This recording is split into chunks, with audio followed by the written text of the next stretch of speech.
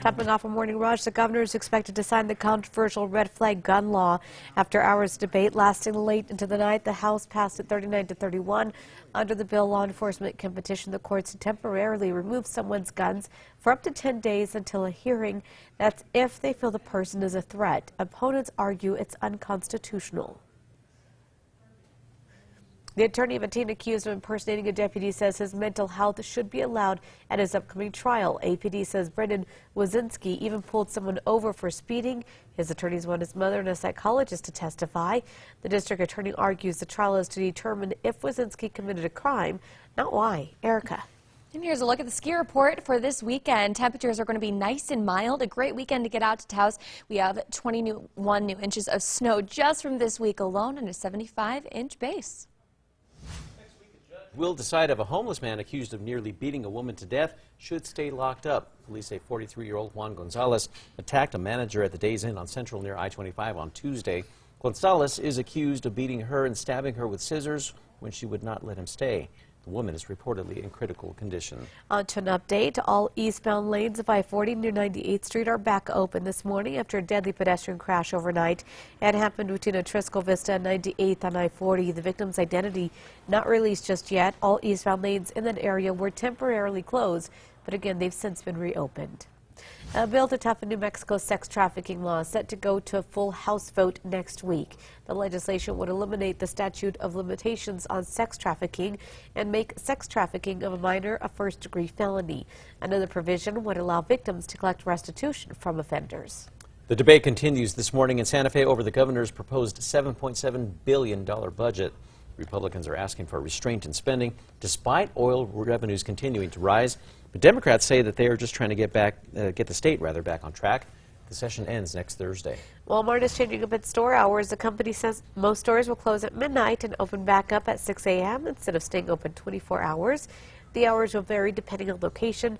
The company says it's reallocating resources to better serve customers during peak shopping times. Erica. Here's a check on the Metro Threat Index for today, keeping it nice and low. We do have some cool temperatures starting out in the low 30s this morning, so bundle up. But by the afternoon, pretty sunny and mild. As you head out the door this morning, the drive through the South Valley will be a little less hectic. The eastbound lanes on the Rio Bravo Bridge from Isleta to Poco Loco, they are back open.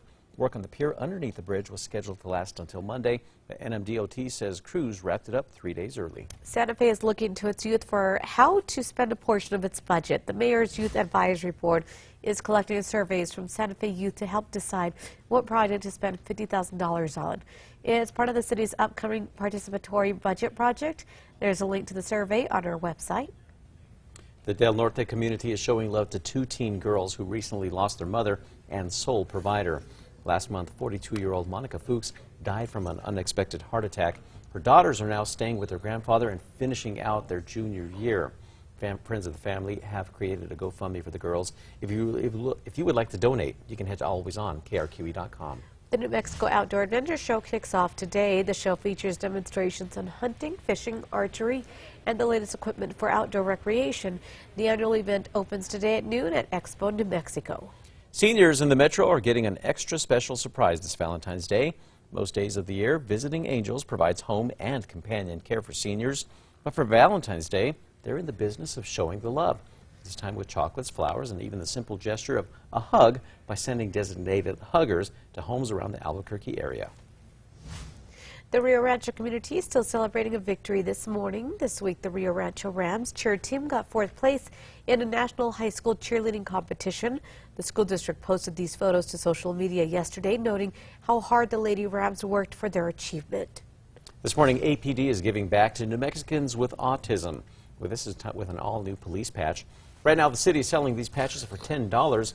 All of the proceeds are going toward the New Mexico Autism Society. We posted order information on our website. That's at KRQE.com.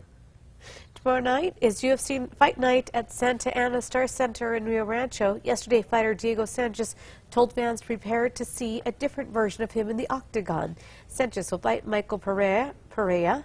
In the co-main event, Corey Anderson and Jan Vlahovic are the main fight on the UFC 167 card. Main card fights start at 6 p.m. Erica. Now let's get a look at that morning drive. On the maps, there are no accidents to report, just seeing some slowdowns west on Paseo. And here's a look at traffic going south on I-25 near the Big I, moving right along there, and no problems on the roadways. New at 6, fans are getting a first look at the new Batman movie. The director for the upcoming flick gave fans a sneak peek of Robert Pattinson donning the cape and cowl. Now the dark and eerie video fades into Pattinson in costume, also teasing a haunting soundtrack. The Batman is scheduled to hit theaters June 2021.